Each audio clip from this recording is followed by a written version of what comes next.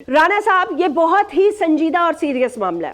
میں آپ سے دو ٹوک یہ سوال کرنا چاہتی ہوں. آپ کو یاد ہے آپ کے اوپر ایک منشیات کا کیس ڈالا گیا تھا؟ اب مطلب کیسے بھول سکتے ہیں آپ؟ یہ غلط سوال ہے میرا یہ کہنا کہ آپ کو یاد ہے. وہ تو شاید آپ کی یاد آج سے کبھی نہیں مل سکتا. بالکل ٹھیک ایسے ہی ہے. اچھا تو اس وقت بھی آپ کو پتہ ہے نا کہ اس وقت ڈھبکے چھکے الفاظ میں سب کیا کہہ رہے تھے کہ یہ کس نے کی ہے؟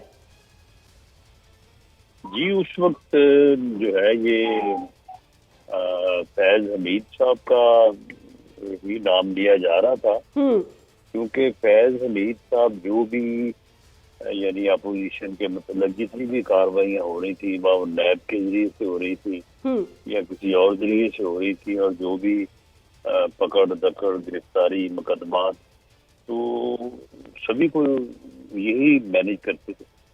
اچھا رانا صاحب مجھے یہ بتائیں کہ جب آپ وزیر دفاع تھے یا اس کے بعد آپ انٹیریئر منسٹر بنے، ناٹ وزیر دفاع، قطع کلامی معاف، مجھے یہ بتائیے گا یہ سارے جو معاملات اب ہو رہے ہیں اس میں آپ کو کیا لگ رہا ہے؟ کیا 9 مئی کا کوئی گٹھ جوڑ بن رہا ہے؟ کیا یہ واضح ہے کہ اس بندے کو جس کو جیل سے اٹھایا گیا وہ پیغام رسائی کر رہا تھا؟ یہ کنفرم ہے کہ جنرل فیض اپنی مطلب ظاہر ہے اب تو ان کا کورٹ مارشل ہے، کنفرم تو ہوگا ہی کہ اپنی ریٹائرمنٹ کے بعد بھی ایک پارٹی کو فیسیلیٹیٹ کر رہے تھے یا ججز کو مینیج کر رہے تھے اور کسی طرح فوج میں میوٹنی کرانا چاہتے تھے؟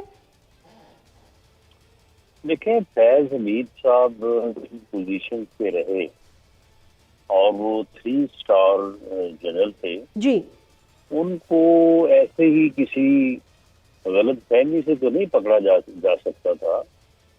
یہ ان کے خلاف جو بھی چارج شیٹ ہوگی وہ کچھ دنوں تک سامنے آ جائے گی، لیکن بڑا سنگین معاملہ ہوگا جس بنیاد پہ اس حد تک جو ہے وہ قدم اٹھایا گیا ہے.